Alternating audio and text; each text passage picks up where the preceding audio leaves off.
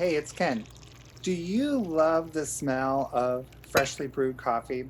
Well, let's take a deep dive today into a bottomless cup of Joe to find out how drinking coffee might be a gold mine for maintaining good health. For the first 4 decades of my life, I guess you could say I really drank a lot of caffeinated colas, and it was my drink of choice, and it wasn't coffee. About 8 years ago, I realized that I needed to recalculate the path I was on and focus on beverages without that high amount of sugar. One can of soda has 26 grams of sugar. And if you look on the can, you can see if you're drinking a soda, it might vary a little bit, but that's about the average. And I'm not very good with the metric system, so that number has never bothered me. Today, I converted that number to tablespoons, and I was a little alarmed at what I saw. First, I thought maybe or maybe not 26 grams equals 1 teaspoon. And I knew that wasn't right. And then I thought, well, maybe it's 5 teaspoons. Let's see how that factors in. And it's not. Actually, it is 10 teaspoons of sugar is the equivalent in 1 can of soda. So while I didn't initially love the taste of coffee, I did like the fact that it contains 0 grams of sugar.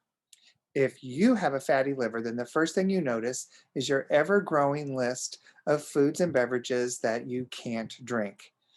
And for me, this limiting effect comes with a weighty emotional component. But there's good news if you like coffee. If you don't like the taste of coffee, here's a little encouragement to give coffee another try and an opportunity to fall in love with it. There is a great deal of research around the healthy benefits of consuming coffee daily, and lots of it. Here's what I've learned. WebMed researchers found that coffee drinkers may be less likely to have liver cancer, cancer in the lining of their uterus, hepatic fibrosis, cirrhosis, and non alcoholic fatty liver disease. And that's really good news. Pour yourself another cup of coffee because there's more. The more you drink, the more chances of your liver disease goes down. Most of us are trying to limit how much coffee we drink daily. So now we can reconsider that. The research shows that drinking 2 cups a day cuts the odds of cirrhosis by 44%, and 4 cups a day lowers it by 65%. Well, why is coffee so amazing and why didn't I know this? Well, there are two chemicals in coffee that help fight cancer. The acids in coffee also work against the virus that causes hepatitis B.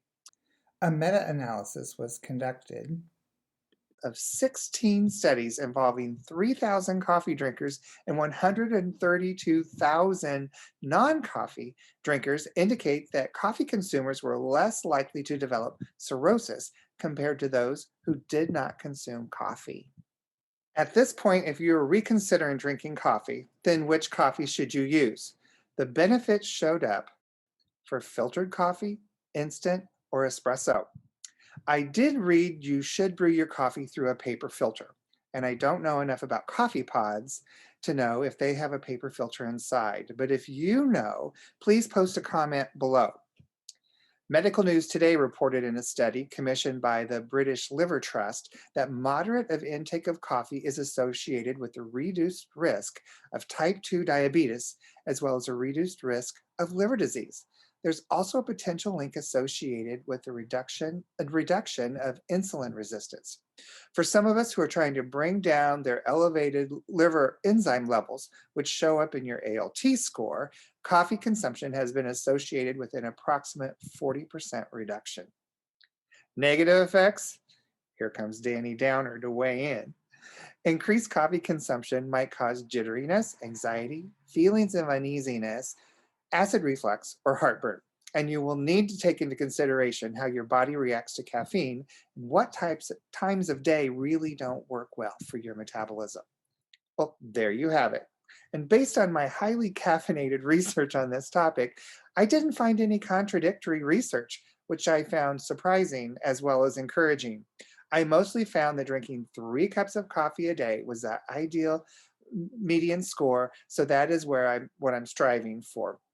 Oh, and one more thing, and it's bad news for me. I have to start drinking my coffee black. Adding sugar and or creamers are out. And I didn't find any information about flavored coffees, but my assumption is whatever they're putting in to make that coffee flavored is also going to make your liver work harder. So you probably should avoid that as well.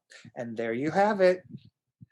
We can drink more coffee and enjoy our day and talk faster and impress all of our friends with how excited we are all the time. Have a wonderful day.